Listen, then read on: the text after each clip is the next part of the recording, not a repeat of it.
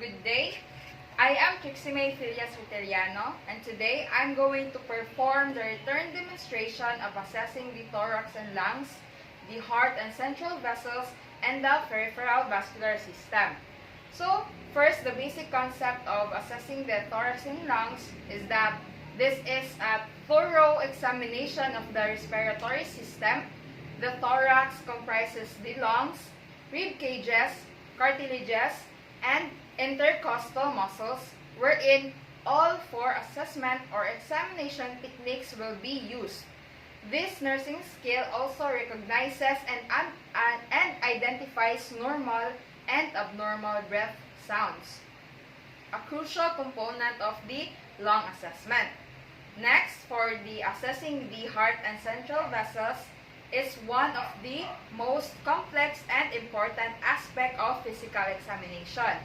This nursing skill utilizes the palpation, inspection, and auscultation techniques for the assessment of the heart, pulmonary, coronary, and neck arteries. In assessing the peripheral vascular system, includes measuring the blood pressure, palpating the peripheral pulses, and inspecting skin and tissues to determine perfusion to the extremities. The objectives for this assessment are to check for any deviations of the thorax and lungs and breath sounds, heart and central vessels, and the peripheral vascular system. Also, to acquire information and accurate nursing history of the lungs or respiratory, the cardiovascular and peripheral vascular systems of the client, and to be able to formulate nursing diagnosis, collaborative problem, and referral. In preparation to this assessment, first we're going to assemble our equipments such as stethoscope, skin marker or pencil, and centimeter ruler. Then introduce yourself or ourselves and verify the client's identity. Explain to the client what you are going to do, why is it necessary, and how the client can cooperate. Good day, ma'am. I am Nurse Cortiliano, and today I'm going to assist you in assessing your thorax and lungs, your heart and central vessels, and your peripheral vascular system. This is for our baseline purposes. Can I confirm your identity, ma'am, or state your full name? Thank you, ma'am. So, this procedure may take a while. All you can do is cooperate with me if that's okay with you, ma'am. Thank you. After that, we're going to perform hand hygiene and observe other appropriate infection control procedures.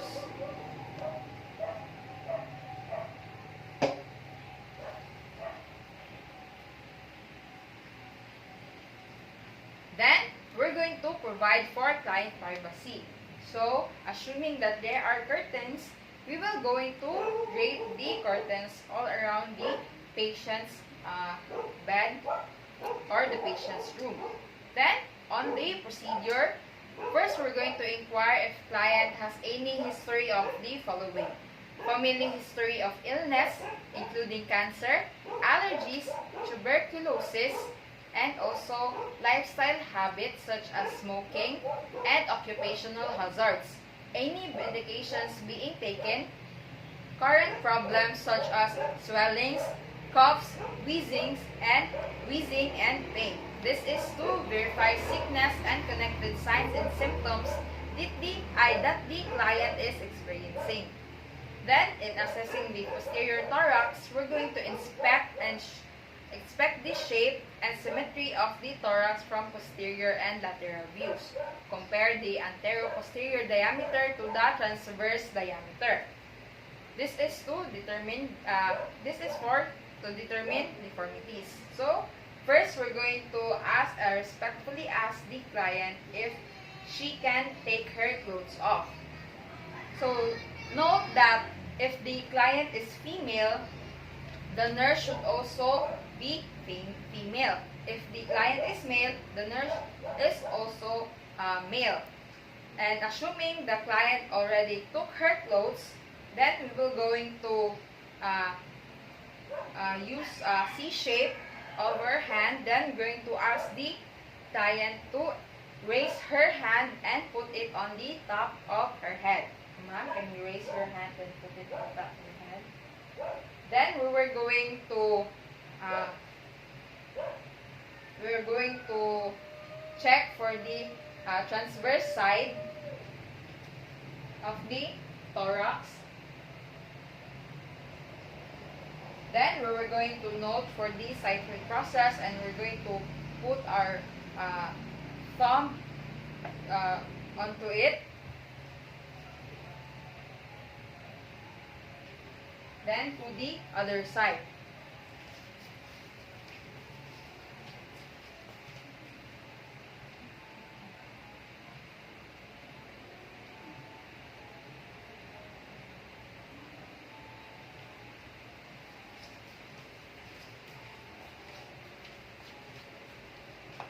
Then we're going to note that the normal diameter for this is 1:2. Then, after that, we're going to inspect the spinal alignment for deformities. We're going to have the client stand. Ma'am, can you stand here? Stand here.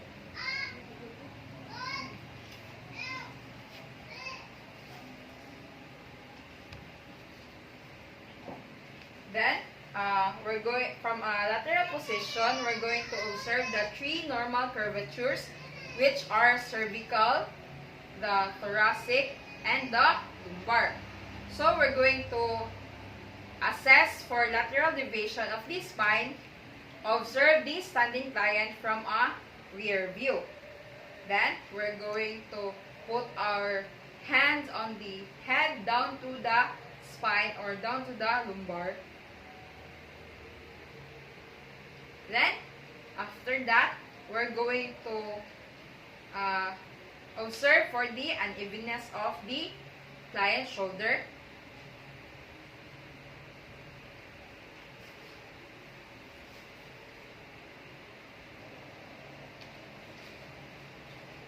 Then, we're going to have the client bend forward at the waist and observe from behind. Ma'am, can you bend forward? Yes. Then this is to observe any misalignments of the spine. Note any forms of scoliosis, kyphosis, and lordosis. After that, we're going to palpate the posterior thorax. For clients who have no respiratory complaints, rapidly assess the temperature and integrity of all chest skin. But first, we're going to wear our gloves if there are any edemas, lesions, or drainages on the client's posterior thorax. If there aren't any, so it's okay to not wear gloves. For clients who do not have respiratory complaints, palpate all chest areas for bulges, tenderness, or abnormal movements. Avoid deep palpation for painful areas, especially if a fractured rib is suspected. So we're going to begin in palpating for the apices, the scapula, the middle base, and the base. So we're going to palpate in a circular motion, but not deep palpation. So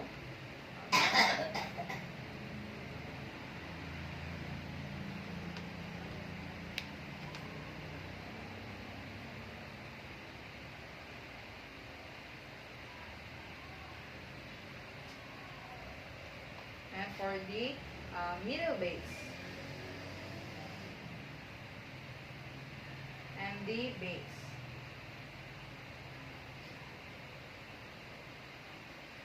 Muscle soreness may be palpated as tenderness. Increased warmth may be indicated as infection. So we're going to note if the patient has felt any pain when we palpate for the posterior thorax. Then, we're going to palpate the posterior chest for respiratory excursion. We're going to place the palms of both our hands over the lower thorax with your thumbs adjacent to the spine and your fingers stretch laterally. So we're going to use this, going to have this formation of our hand. Then our hand should move laterally as the patient will have when we ask the client to take deep breaths while we observe the movement of our hands and any lag in movement. So ma'am, can you take a deep breath?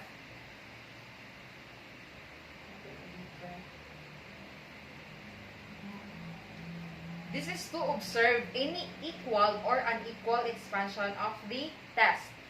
Then we're going to palpate the chest for both vocal tactile fremitus. We're going to place our palmar surfaces of our fingertips or the ulnar aspect of your hand or closed fist on the posterior chest. We're going to start near the apex of the lungs. So we're going to place our palmar surface on the bronchial, the bronchovesicular, and the vesicular. So we're going to ask the client to repeat such words such as blue moon, 1, 2, 3, or 99. Repeat the 2 steps, moving your hands sequentially to the base of the lungs. Ma'am, can you say the word or repeat the word blue moon? Blue moon. Blue moon. Blue moon. Thank you, ma'am. So we're going to compare the fremitus on both lungs and between the apex and the base of each lung. We're going to use either one hand and moving it from one side of the client to the corresponding area on the other side. So ma'am, can you repeat the word blue moon?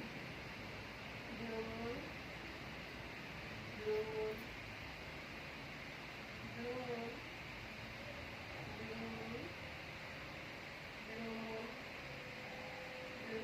Thank you, ma'am. Or using two hands that are placed simultaneously on the corresponding areas of each side of the chest, like what I did earlier. This is to determine symmetry of bilateral fremitus because an equal fremitus appears to be the result of bronchial obstruction. So, we're going to note for the vibrations of the bronchial, it should be louder.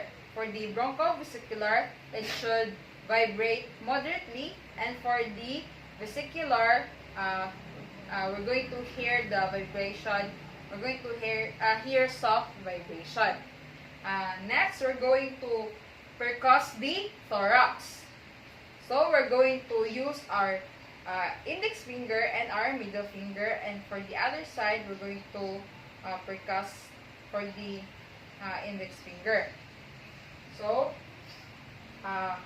we're going to start here in percussing.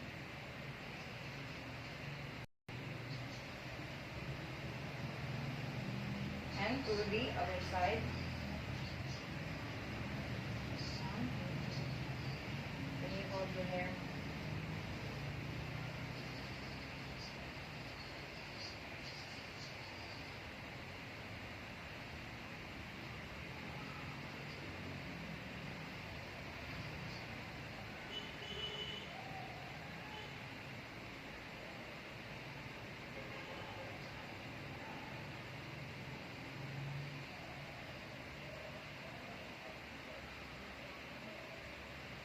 And to the side of the thorax.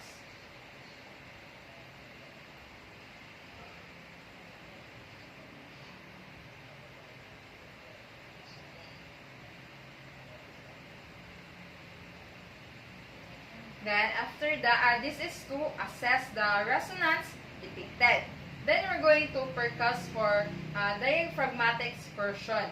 We're going to use a ruler and a skin marker.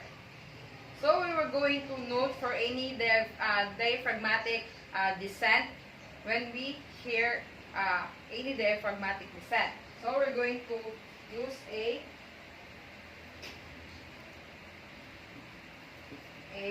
ruler or Then we're going to percuss and we're going to mark for any diaphragmatic descent that we hear. So,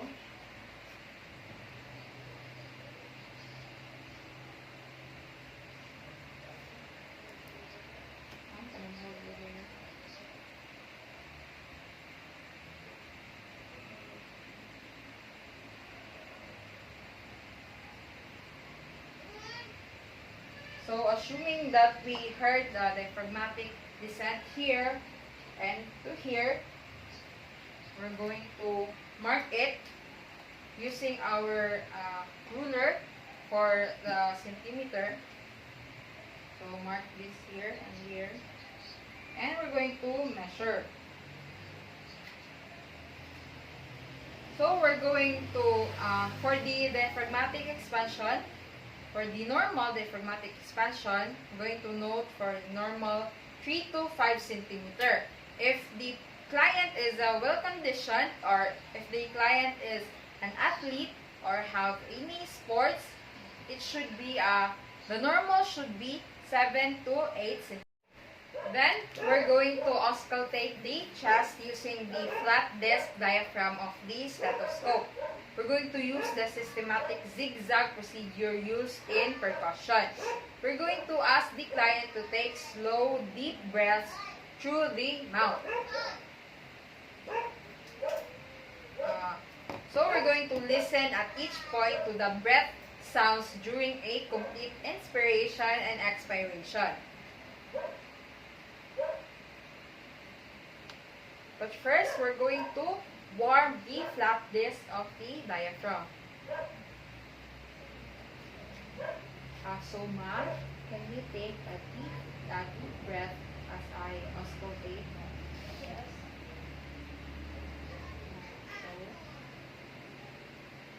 So, ma'am, can you take a deep breath?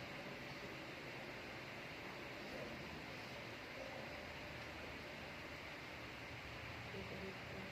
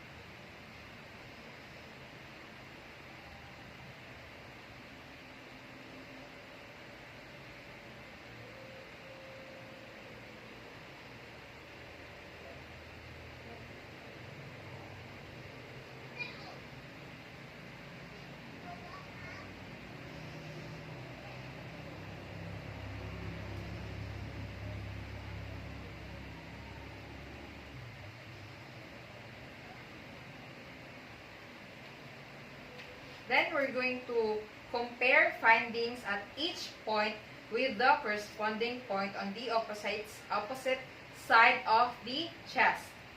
This is to assess the movement of air, detects mucus or obstructed airways. So, in assessing the anterior thorax, we're going to inspect breathing patterns. This is to assess if client has difficulty breathing.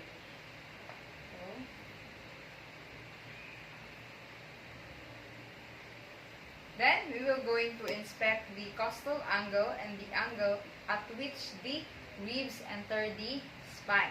This is to assess if rib cage is at 90 degrees. We will also note if the client is using the accessory muscles for breathing. Then, after that, we're going to palpate the anterior chest. This is to assess the presence of mass, lumps, and lesions. So, we're going to palpate as the same manner as the we palpate for the posterior thorax. So, we're going to palpate in a circular motion.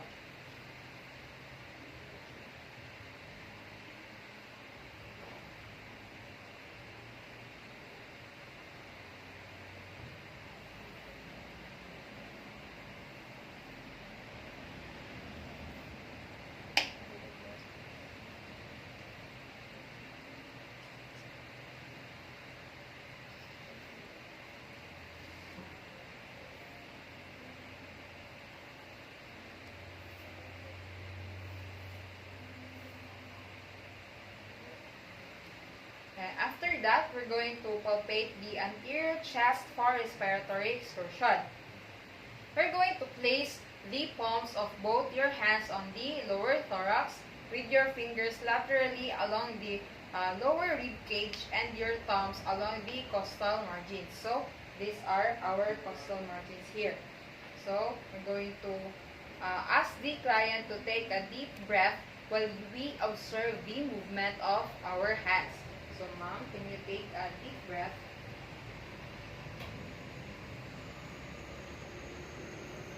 Thank you, ma'am. Then, this is to observe for chest expansion. Then, we're going to palpate tactile firmtus in the same manner as for the posterior chest.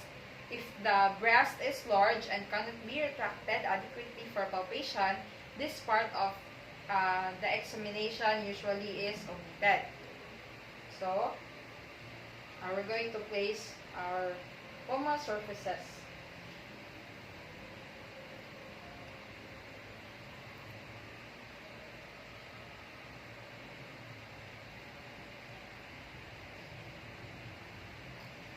Then, we can also use this sides of our hand, or the ulnar side.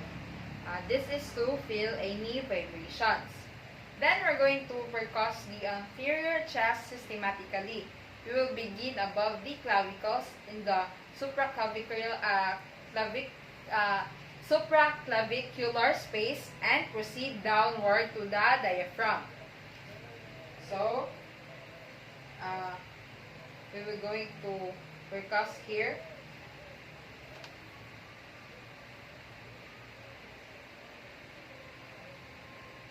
And here.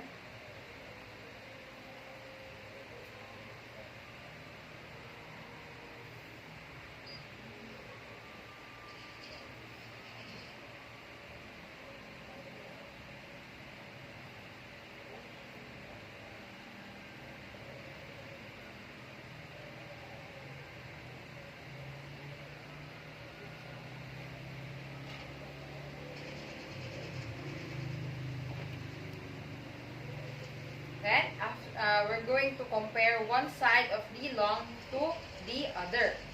Displace female breast for proper examination. This is to assess the resonance of each side depicted. Then, we're going to auscultate the anterior trachea. This is to assess distracted airways.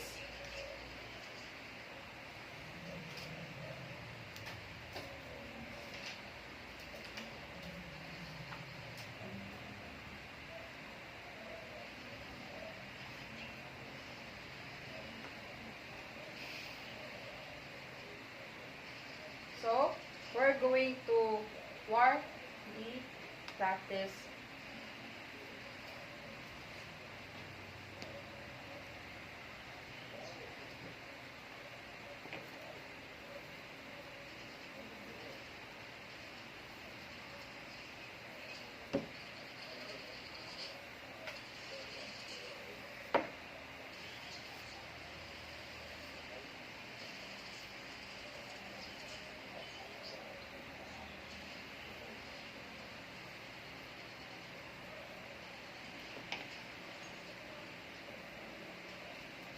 After that, we're going to auscultate the anterior chest.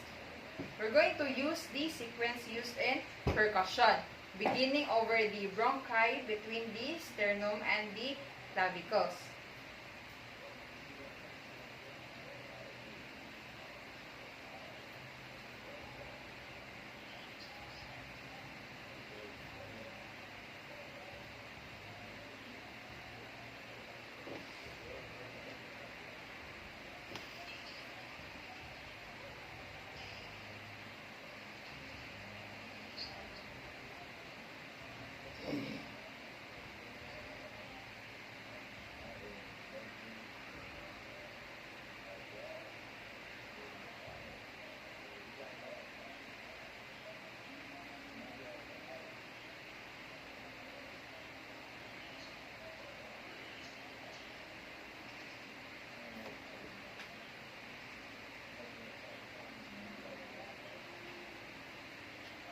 This is to hear any adventitious sounds that may occur. Then we're going to, after that, we're going to perform hand hygiene. This is to prevent cross-contamination.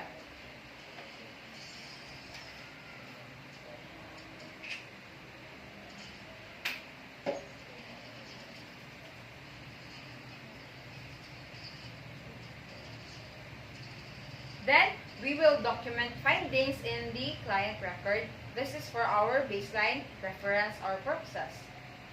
So now, in assessing the heart and central vessels, in preparation, we're going to assemble our equipment, which are stethoscope and the centimeter ruler.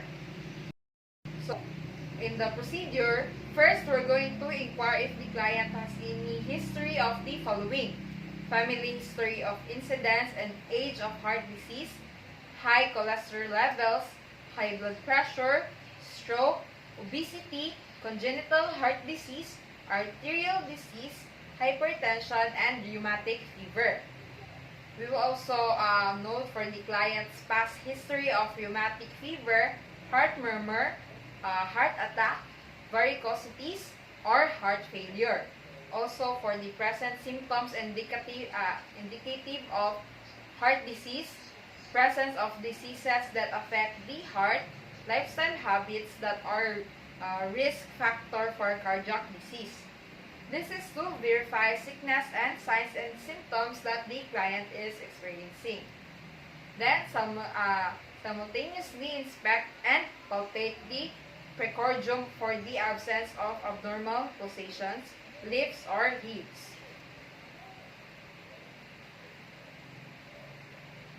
Then, after we're going to inspect and palpate the aortic and pulmonic areas, observing them at an angle and to the side to note the presence or absence of pulsations. So, we're going to inspect first. Going now to palpate for the aortic and pulmonic areas.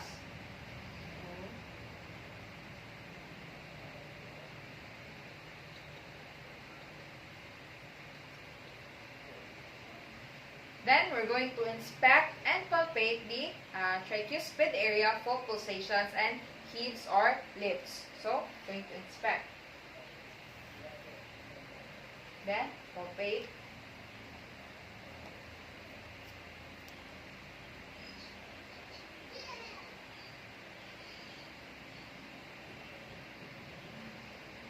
Then, inspect and palpate the apical area for pulsation, noting its specific location.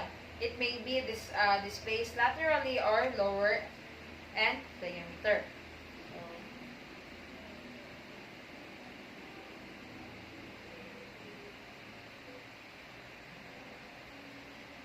Then, if displaced laterally, record the distance between the apex and the MCL in centimeters. Then, we're going to inspect and palpate the epigastric area at the base of the sternum for abdominal aortic pulsations.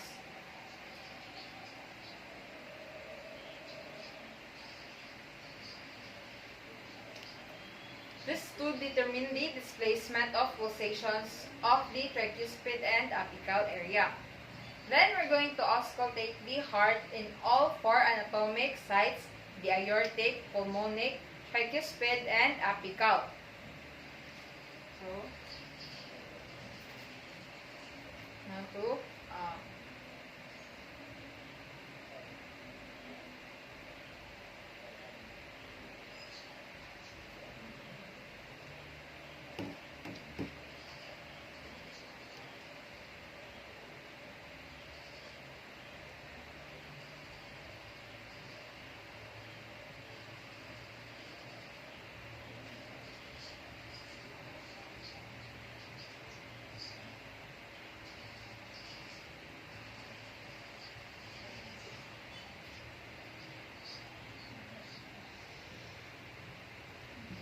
this is to hear the heart sounds and determine the blood flow's direction by the four anatomic sites. And for the carotid arteries, we're going to palpate the carotid artery. Use extreme caution. This is to avoid occlusion of the carotid artery. Then, auscultate the carotid artery. For the jugular veins, we're going to inspect the jugular veins for distension.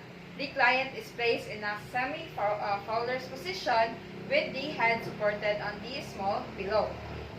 And if jugular distension is present, we're going to assess the jugular venous pressure, locate the highest visible point of distension of the interjugular vein. Then we're going to measure the vertical height of this portion in centimeters from the sterna angle, the point at which the clavicles meet. We're going to repeat these steps above on the other side. Jugular vein should not be distended or protruded within 45 angles or greater. Then after that, we're going to perform hand hygiene to avoid cross-contamination.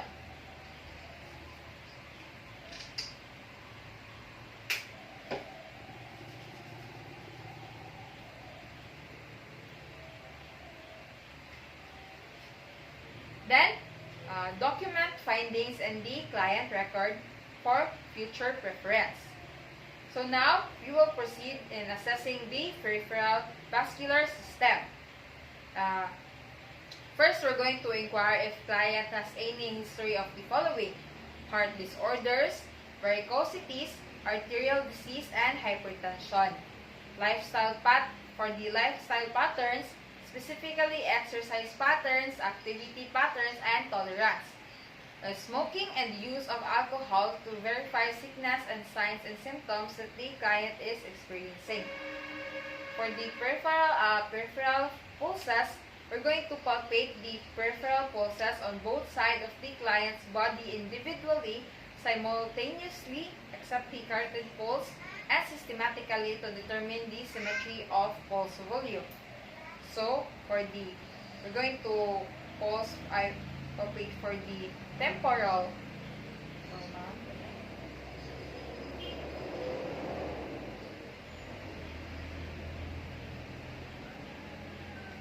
And for the brachial.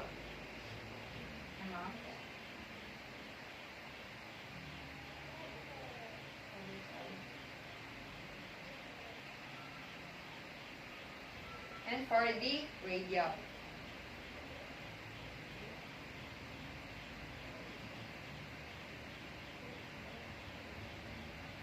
And also to the femoral. The femoral.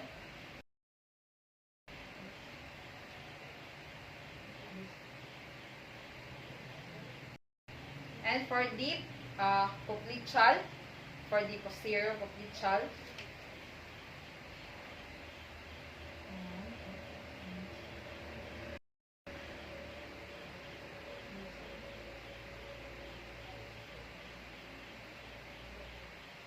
And for the tibia and also the dorsalis pedis.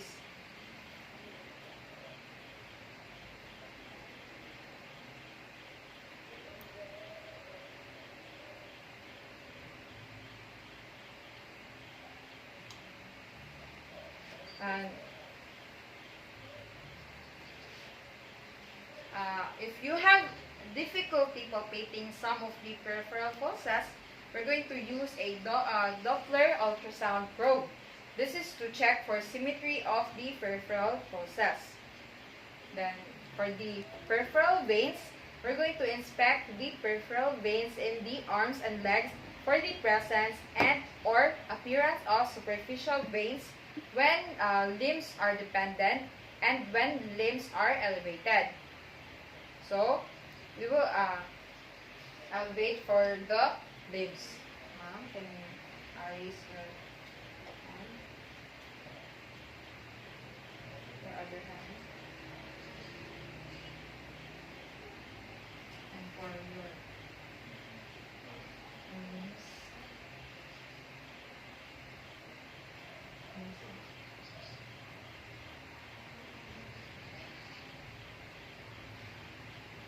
Then, this is to assess whether there are any enlargements. Then, we're going to assess so now we're going to assess the peripheral leg veins for signs and phlebitis. We're going to inspect calves for redness and swelling over vein sites. Then palpate the calves for firmness or tension of the muscles, edema over the dorsum of the foot, and areas of localized warmth. So, we're going to inspect for the calves.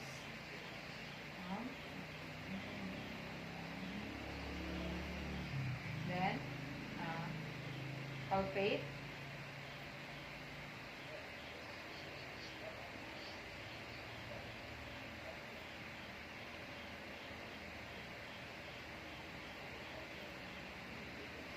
And also, we're going to push the calves from side to side.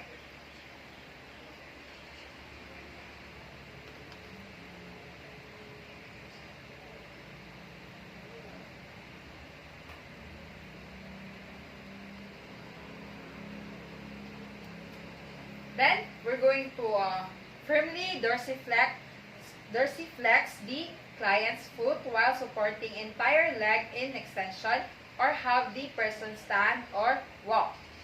So, ma'am, I will dorsiflex your legs. Then, I'm going to dorsiflex.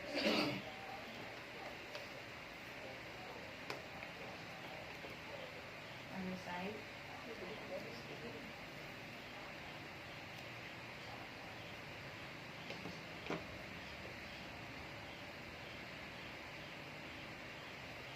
Then, this is to check if there is any inflammation. Then, for the peripheral perfusion, we're going to ask the client to elevate the hands and feet. We're going to inspect the skin of the hands and feet for color, temperature, edema, and skin changes. Come on, can you raise your hands? We will also check for the capillary refill. So, the other side.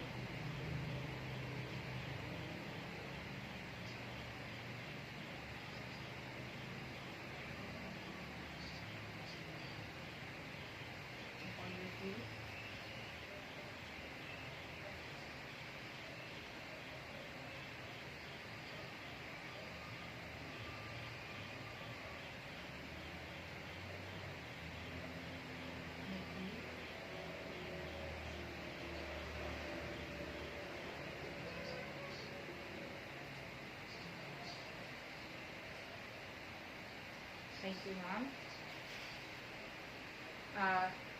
This is to determine any abnormalities. Then, we're going to assess the adequacy of arterial flow if arterial insufficiency is suspected. This is to determine sufficiency of blood flow. So, like doing a capillary refill, just like what I did earlier. So, after all that, we're going to perform hand hygiene.